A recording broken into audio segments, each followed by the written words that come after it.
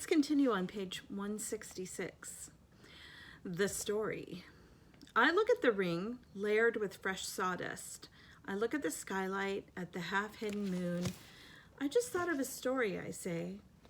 Is it a made-up story or a true one, Ruby asks. True, I say, I hope. Ruby leans against the bars. Her eyes hold the pale moon in them, the way a still pond holds stars. Once upon a time, I say, there was a baby elephant. She was smart and brave, and she needed to go to a place called a zoo. What's a zoo? Ruby asks. A zoo, Ruby, is a place where humans make amends. A good zoo is a place where humans care for animals and keep them safe. Did the baby elephant get to the zoo? Ruby asks softly. I don't answer right away. Yes, I say at last. How did she get there? Ruby asks. She had a friend, I say. A friend who made a promise. How? It takes a long time, but Ruby finally returns to sleep. Ivan, Bob whispers, yawning. What you said about the zoo. How are you going to do it? Suddenly, I feel as though I could sleep for 1,000 days. I don't know, I admit. You'll think of something, Bob says confidently, his voice trailing off as his eyes close. What if I don't, I ask, but Bob is already asleep. His little red feet dance, and I know he's running in his dreams. Remembering. Bob and Ruby sleep on. I don't sleep. I think about the promise I made to Stella and the pictures I've made for Ruby, and I remember. I remember it all. What they did. We were clinging to our mother, my sister and I, when the humans killed her. They shot my father next. Then they chopped off their hands, their feet, and their heads. Something else to buy. There is a cluttered, musty store near my cage. They sell an ashtray there. It's made from the hand of a gorilla. Another Ivan. When the morning comes and the parking lot glimmers with dew, I see the billboard on the highway. There I am, the one and only Ivan, bathed in the pink light of dawn. I look so angry with my furrowed brow and my clenched fists. I look the way my father did the day the men came. I am, I suppose, a peaceful sort. Mostly I watch the world go by and think about the naps and bananas and yogurt raisins. But inside me, hidden, is another Ivan. He could tear a grown man's limbs off his body. In the flicker of time it takes a snake's tongue to taste the air, he could taste revenge. He's the Ivan on the billboard. I stare at the one and only Ivan, at the faded picture of Stella, and I remember George and Mac on their ladders adding the picture of Ruby to bring new visitors to the Exit 8 Big Top Mall and Video Arcade. I remember the story Ruby told, the one where the villagers came to her rescue. I hear Stella's kind, wise voice. Humans can surprise you sometimes. I look at my fingers coated in red paint, the color of blood, and I know how to keep my promise. Days. During the days I wait. During the nights I paint. I worry when Mac takes Ruby into the ring. He carries the claw stick with him all the time now. He doesn't use it. He doesn't have to. Ruby isn't fighting back anymore. She does whatever Mac asks. Nights. I close my eyes. I dip my fingers into the paint. When I'm done with one piece of paper, I set it aside to dry. It's so small, just one sheet, and I'm going to need so many. I move on to the next and the next and the next. It's a giant puzzle, and I'm making the pieces one by one. By morning, my floor is covered with paintings. I hide the paintings under my pool of dirty water before Matt can see them. I don't want them to end up in the gift store selling for $25 a piece, $25 with a frame. These paintings are for Ruby, Every one of them.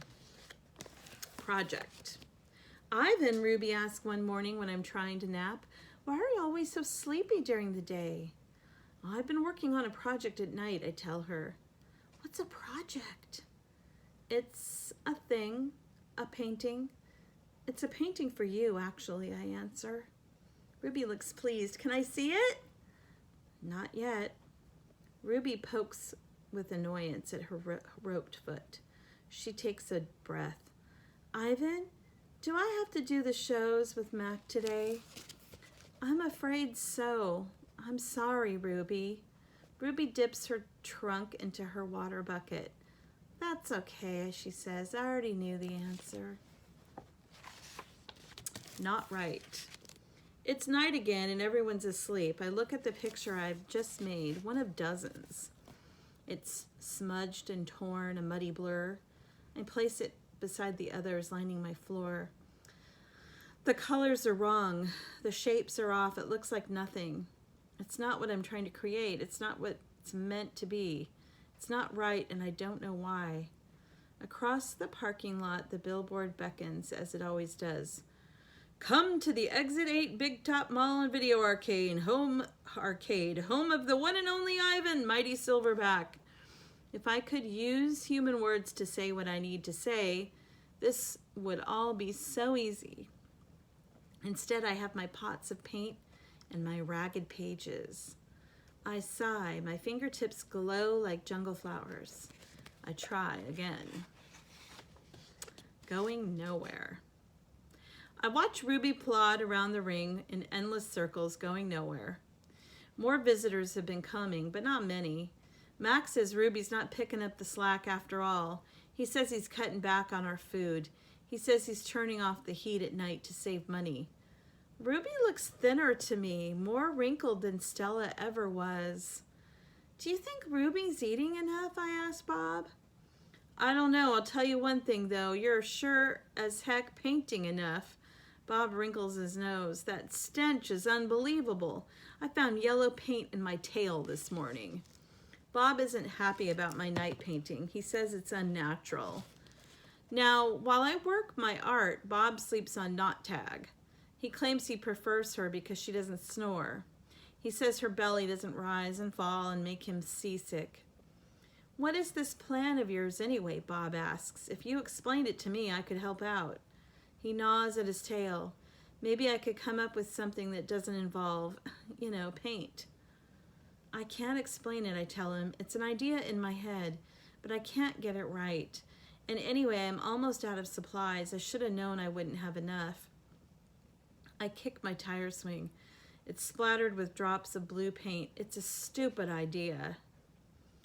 I doubt that, Bob says. Smelly, yes. Stupid, never.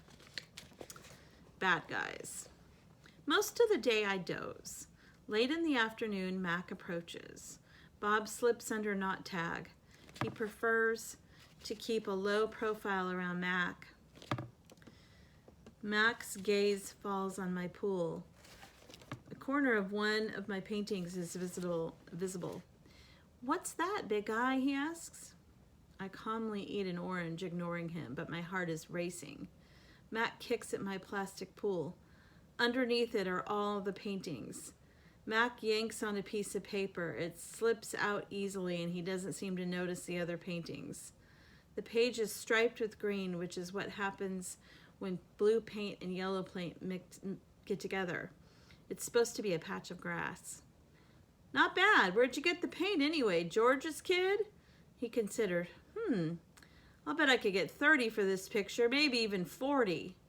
Mac turns on my TV. It's a Western. There's a human with a big hat and a small gun. He has a shiny star pinned to his chest. That means he's the sheriff, and he will be getting rid of all the bad guys. If this sells quick, I'm getting you some more of that paint, buddy, Max says. He walks away with my painting, Ruby's painting. For a moment, I imagine what it would feel like to be the sheriff. And here is the picture of the sheriff's star. And I am going to stop it here on page 183. So we'll continue on page 184.